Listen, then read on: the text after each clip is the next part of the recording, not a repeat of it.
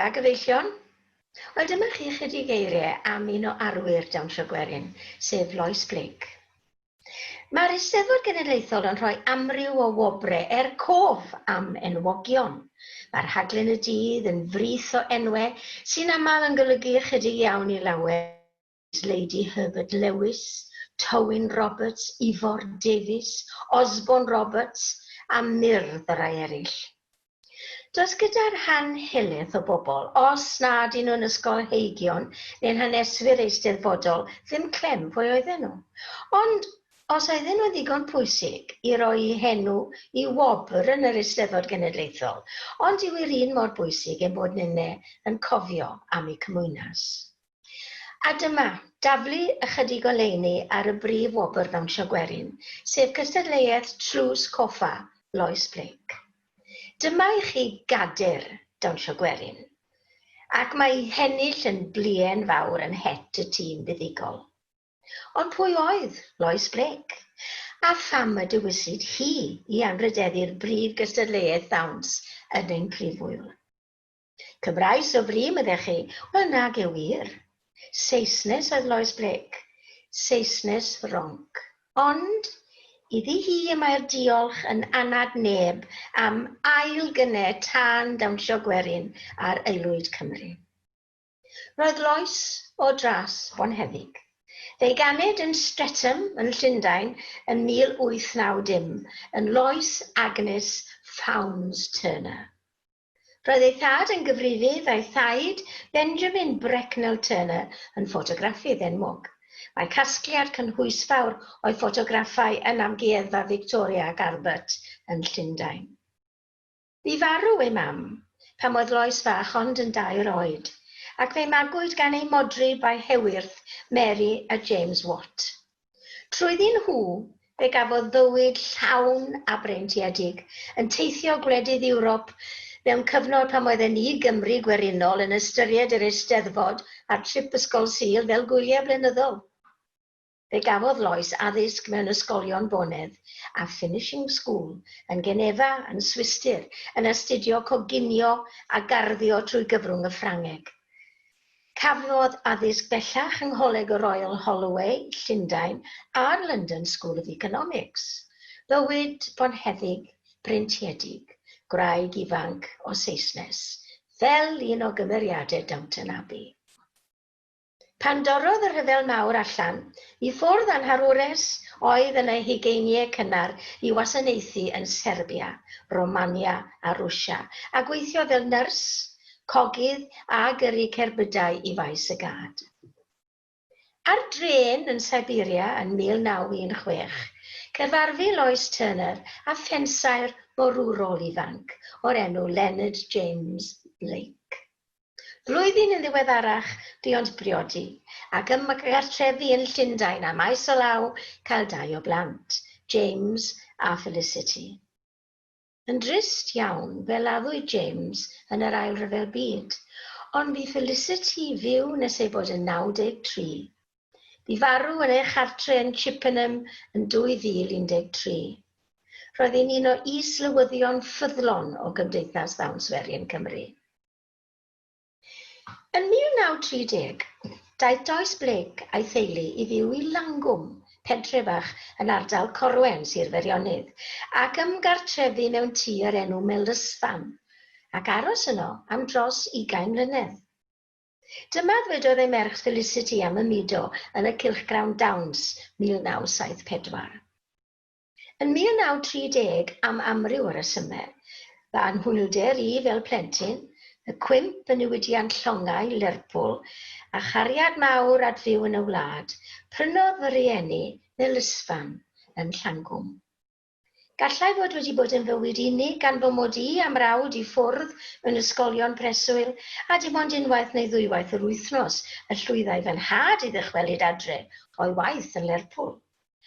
Ond gweitha'r sefyllfa anghysbell, fe gymerodd mam ran y mywyd cymdeithasol y pentre.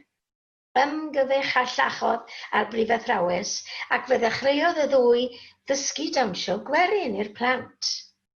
Doedd mam yn meddwl dim am fynd ar gefn beic 4 milltir I Cerrig neu Dinmail ar noson eafol, neu deithio I Rhuthun gyda'r bws a'r tren am noson o ddawnsio Gwerin. Nawr, os I ni am ddeall cymwynas fawr Lois Blake I ddawnsio Gwerin Cymru, rhaid edrych ar hanes a sefyllfa dawnsio yn ystod 30au'r 20fed ganrif. Roedd dawnsio Gwerin a chlocsio yn rhan annatod o'r bywyd Cymreig ar yr un adeg, yn draddodiad rhywiog cyffroes. Yng Nghymru wledig, roedd hi'n arferiad cyffredin I ddawnsio wrth ddathlu achlasuron fel priodasau, diwrnod cneifio, y cynheuaf, a gwyliau arbennig fel y Calan, gyda'r Fari Lwyd, Calan Mai, Gwyl Ifan ac yn y blaen.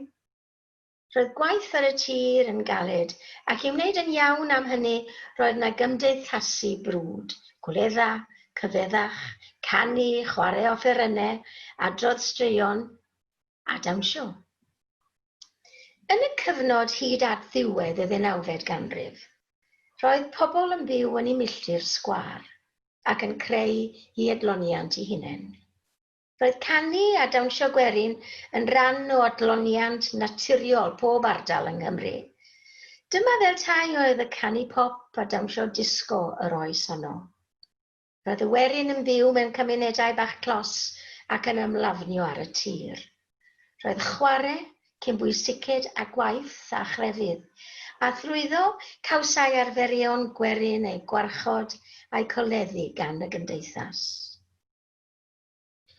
Pam felly y by'r traddodiad naturiol yma farw mor sydyn a diflannu ar ôl cymaint o ganrifoedd?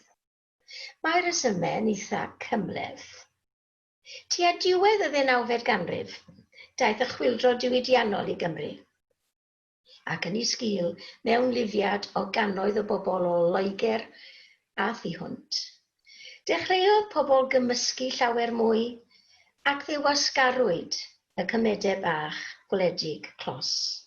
Daeth trafnidiaeth newydd, yr rheilffordd, a'r car modern, a galluogi pobl I deithio'n llawer iawn pellach o'i cynefin. Ac ar ben hynny, roedd dylanwad anghydffurfiaeth yn gryf. Yn ei hawdd I achub eneidiau, roedd y diwygwyr crefyddol yn beirniadu arferion Gwerin diniwed fel pethau peched iris, byddai'n arwain at dân uffern. Credent fod adloniant o unrhyw fath yn tynnu sylw'r Werin oddi wrth y prif bwrpas o feithrin bywyd ysbrydol mwyn sicrhau sedd yn y nefoedd fri. Fel canlyniad, condemniwyd pob chwarae pa mor ddiniwed bynnag yr ymddangosau, fel rhywbeth ffôl a pheched iris. O ganol y 19fed ganrif ymlaen, fe bwyswyd ar y Werin Gymreig gan bregethwyr teithiol fod ymwybyddiaeth ysbrydol yn bwysicach a dim byd arall yn ei bywyd. Roedd perthyn I gapel yn rhan bwysig o fywyd pobl, ac fe gymerodd y capel ac arferion crefyddol le yr hen gymunedau gwerinol hwyliog a fu. Ac felly, oherwydd yr hinsawdd cymdeithasol bregus a greuwyd gan y chwyldro diwydiannol, fe lwyddodd y Puritaniaid mewn ychydig flynyddoedd byr I ladd amryw o ddyfodau ac arferion Gwerin fu'n bodoli yng Nghymru ers canrifoedd lawer. A roedd dawnsio Gwerin wrth gwrs yn arferiad amlwg iawn i'w dargedu. Felly, pan ddaeth Lois Blake I fyw I Langwm yn 1930, doedd neb bellach yn ymarfer yr hen ddawnsio traddodiadol. Roedd Lois ei hunan wedi ymddiddori mewn dawnsio Gwerin Lloegr ac Ewrop ers pan oedd hi'n blentyn, ac yn aelod brwd o'r EFDSS, sef Cymdeithas Ddawns Lloegr. Edrych ymlaen at ddysgu dawnsio Gwerin Cymru, a darganfod mawr siom nad oedd y Werin bobl yng Nghymru bellach yn ymarfer ei dawnsio traddodiadol. Ac yna fe ddaeth cais I Lois Blake, oddi wrth gangen lleol y WI iddi drefnu dawns bedwen haf ar gyfer garddwest, Ac bod rhai o bobl Llangwm yn ystyried dawnsio'n bechod, llwyddodd Lois i gael rhai bechgyn a merched i berfformio dawnsiau syml yn seiliedig ar ganeuon Werin Cymreig. 2 flynedd yn ddiweddarach, yn 1932, cyhoeddodd W.S. Gwyn Williams, dyma'r gŵr a ddechreuodd Eisteddfod Rhyngwladol Llangollen gyda llaw. Fe gyhoeddodd Welsh Folk Music and Dance, ac ynddo gerddoriaeth a chyfarwyddiadau Ddawns Llanofer. Cyn pen dim, roedd Lois Blake wedi cysylltu â W.S. Gwyn Williams, a bu yntau'n help ac yn anogaeth mawr iddi ymchwilio i'r traddodiad dawns yng Nghymru. Clywodd ganddo am dawnsiau Llangadfan, ac ym 1936 fe'i cyhoeddodd a Lois Blake yn gyfrifol am y cyfarwyddiadau. Roedd y daith wedi cychwyn o ddifri. Yna fe gysylltodd Lois a Lady Herbert Lewis, oedd yn casglu cerddoriaeth Werin Cymru. Roedd hithau hefyd yn awyddus i weld adferiad dawnsio Werin. Gweithiodd Lois Blake yn galed i ymchwilio, cyfweld ac i ludeini ei gwybodaeth. Trwyddi hi a'i chysylltiad â Dr. Cynwen Thomas fe adfywiwyd dawnsiau Ffair Nant Garw, ein dawnsiau mwyaf dramatig a hwyliog. Sefydlodd gwmni dawns yng Nghorwen. Dysgodd blant Llangwm i groesawu'r fedwen fai. Ymchwiliodd i ddawnsiau Llangadfan a llawer mwy o ddawnsiau traddodiadol eraill, a'i dysgu mewn cyrsiau preswyl ym Mhantyfedwen Borth trwy gydweithrediad ar urdd. Cyfansoddodd amryw o ddawnsiau ei hun ar y patrwm Cymreig, a dyma ddywed Alice Williams am Dawns Pont Caerodor. Cyfansoddwyd y ddawns hon gan Lois Blake, ac mae'r ffigurau wedi ei selio ar lawysgrifau Llangadfan a'r gerddoriaeth i'w dyfyrwch gwir dyfu. Dawns uned hir i 4 cwpl ydyw, sy'n cynnwys ffigurau fel llenellau ymlaen ac yn ôl a ffontydd symudol, sydd eto fel adlais o'r prysurdeb gynt ar lawr y dyffryn islaw Sedbri ar yr afon Hafren. Yr afon ei hun oedd y ffin yn y rhan yma tua'r de a gallai yn wir ar y degau fod yn llinell ymosodol hefyd. Ceir awgrym yma o ildio gwasadeddau afon Hafren i Bywys. Un o'r pethau clyfra a wnaeth Lois Blake oedd cysylltu a phobl ddylanwadol Cymru ar y pryd a'i hannog i hybu dawnsio Werin. Pobl fel W.S. Gwyn Williams, Emrys Cleaver, Doris Freeman, Francis Môn Jones a'r urdd trwy Gwennant Gillespie. Roedd cydweithrediad yr urdd yn amhrisiadwy.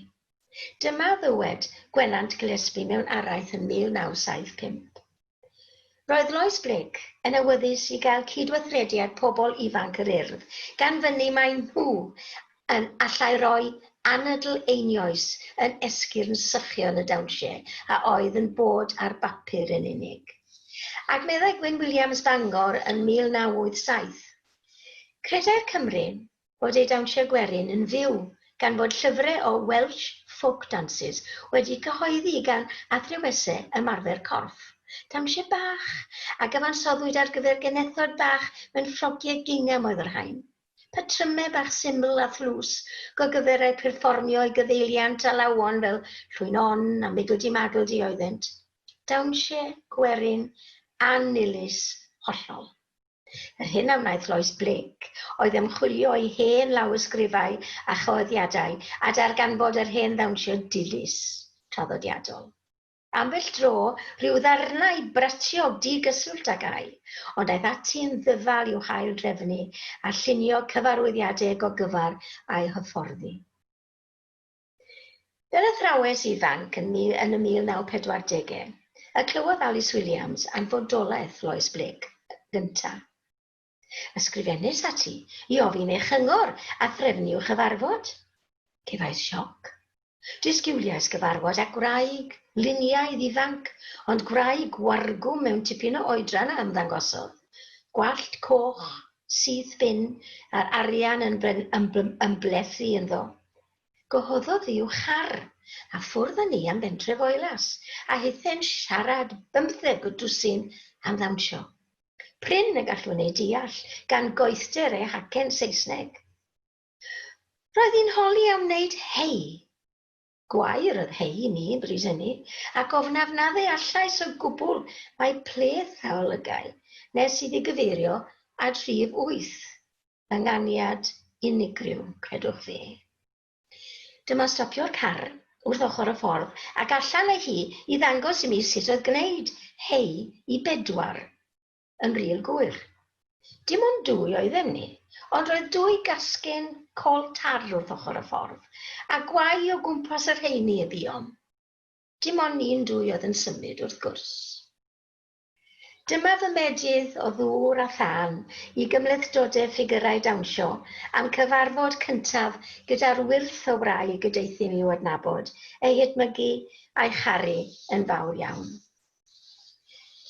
Yn y flwyddyn 2000, cafwyd prosiect ar Lois Blake gan blant ysgol Llangwm, a chawsent wobr am hynny yng ngystadlaethau menter ysgolion y Dreftadaeth Gymreig. Dyma rai o ddisgrifiadau'r plant. Teleri, 7 oed. Roedd Lois Blake yn siarad Saesneg a pawb arall o Llangwm yn siarad Cymraeg. Roedd yn gwisgo'n wahanol i bobl Llangwm. Roedd hi'n meddwl fod merched yn gyfartal â dynion. Roedd Lois Blake yn gallu dreifio car, ond doedd hi ddim yn saff. Mi oedd Lois Blake yn gyfoethog iawn, achos bod ei thad a'i mam yn gyfoethog ers talwm. Roedd Lois Blake yn dysgu dynion i ddawnsio yn esgidiau hoelion. Ilyd, 7 oed. Roedd gan Lois Blake 2 o blant o'r enw Felicity a James. Roedd Lois Blake yn edrych yn wahanol i'r lleill am ei bod mor drwsgwl. Mi oedd Lois Blake yn dysgu dawnsio Werin yn ei esgidiau hoelion. Lois, 10 oed. Symudodd Lois Blake i Llangwm yn 1930 i Melisfan. Doedd hi ddim yn dallt bobl yn siarad Cymraeg a dysgodd bobl Llangwm i ddawnsio. Wnes i ddim cwrdd â wraig erioed, ond fel un sy'n ymhel ag astroleg, mae'n ddiddorol nodi ei bod wedi geni ar fai yr 11 ar 20, y diwrnod pan mae'r haul yn symud o arwydd trwm ac ymarferol Tawrws i gemini ysgafn, ac arwydd y cyfathrebwr. Mae Lois Blake wedi etifeddu nodweddion y 2 arwydd, Tawrws benderfynol gyda diddordeb a pharch ym mhob peth traddodiadol, a'r gallu ymchwilio a dyfalberhau ymhell ar ôl i eraill ildio. Ac yn gorfforol, wraig, drom a phwyllog ei symudiadau. A gemini. Gwyn ap ni ddysidydd, person deallus gyda meddwl chwym, y cyfathrebwr sy'n dwyn perswad, ysgafn ei meddwl a'i throed. Ac mae'r cyfuniad hwn yn amlygu ei hun yn y wraig ryfeddol hon. Oedd yn ymchwilydd gwych, yn academaidd ei hagwedd, ond eto i gyd yn ddigon ymarferol i sicrhau bod y dawnsiau Cymreig yn cael byw yn hytrach na eistedd yn casglu llwch ar silffoedd ein llyfrgelloedd a'n amgueddfeydd. Mae'r hyn a wnaeth y Saesnes hon dros ddawnsio Gwerin Cymru yn gwbl amhrisiadwy. Roedd hi'n wybodus, yn academaidd ac yn ddeallus. Roedd hi'n ysgogwraig gweithgar. Yng ngeiriau'r Sais yn mover and a shaker, mewn sawl ystyr. Iddi hi mae'r diolch pennaf am adfer dawnsio Gwerin Cymru i'w haeddiannol le. Trwy ei disg, ei hymchwilio a'i chyhoeddi, fe roddodd strwythur i'r traddodiad, ac yn bwysicach fyth fe sefydlodd Cymdeithas Ddawns Werin Cymru ym 1949. Fel y gallwn ninnau bellach warchod a choleddu traddodiad gwerthfawr o ddawnsio Gwerin yng Nghymru. Diolch amdani. Perffonef gydag englyn i Lois Blake gan Aled Rhys William. Bu'n adfer hen ddawnsiau'r Werin, dynes a dawn anghyffredin, I dywys plant fel dewin, cof, can moler y cwyn. Diolch yn fawr i chi.